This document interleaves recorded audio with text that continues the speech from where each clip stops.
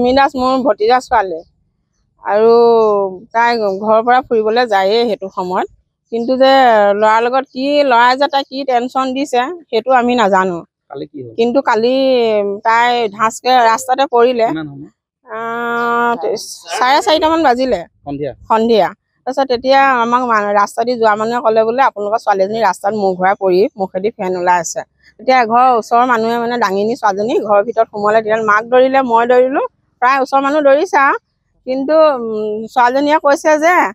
মই মায়ে ল'ৰাটোৰ কাৰণে মই মৰিছোঁ কাৰণ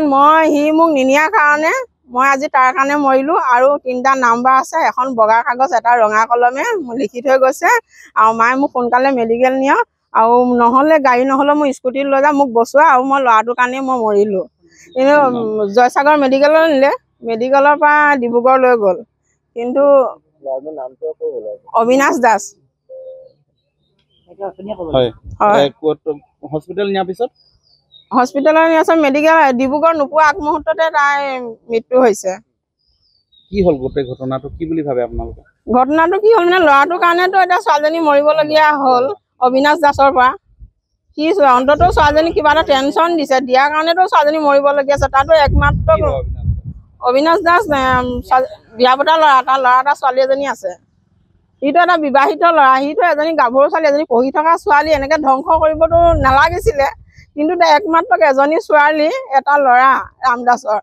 এনেকৈ ছোৱালীজনী মৃত্যু হ'ব বুলি আমি জীৱনটো ভবা নাছিলোঁ কোনোদিন যে এনেকুৱা এটা হ'ব বুলি আমি কোনোদিন ভবা নাছিলোঁ যে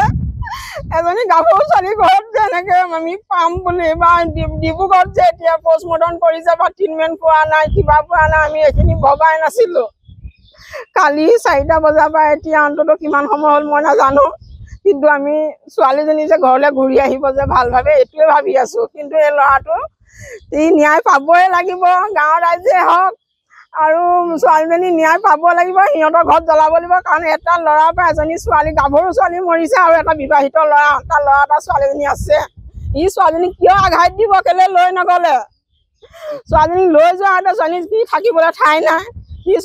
কি ল'ৰাই দুজনী নানে কি নোহোৱা কাম তাৰ কৰিছে কি কাৰণে ছোৱালী মৰিবলৈ আজি মোৰ ঘৰখনত মই কেনেকৈ থাকিম বাপেক মাক কেনেকৈ থাকিব ৰাম দাস আৰু অম্বিকা দাস মই জেলগাঁও বাসিন্দাই হয় যাম আৰু মই ৰাম দাসৰ বন্ধু হয় আৰু 2 নম্বৰ কথা জিমি দাসৰতো ভাল খেলুৱৈ এজনী ছোৱালী ভালকৈ খেলিছিলে আৰু এজন বিবাহিতা ল'ৰাই তেখেতে কি প্ৰেমত পৰাই ছোৱালীজনীক পেলাই ধৰ্ষণ কৰি পিনি তেখেতে বিচাৰি কৰিলে কালি ছোৱালীজনীয়ে নিজেই স্বজ্ঞান এটা সি বিয়া নপতাৰ কাৰণে ছোৱালীজনী নিজেই মৃত্যুমুখত পৰিছে আৰু মেডিকেল জয়সাগৰত ভৰ্তি কৰা অৱস্থাত তেখেতে ডিব্ৰুগড় মেডিকেলত তেখেতৰ এতিয়া পেচেণ্ট তাতে আছে আৰু ইয়াৰ বিচাৰ সুবিচাৰ তুৰন্তে হ'ব লাগিব প্ৰতিনিধি কোনো বিচাৰ ভাল ধৰণে কৰিব যদি ইয়াৰ বিচাৰ নহয় আমি কোনো জনসাধাৰণে আমি আপিল কৰা হ'ব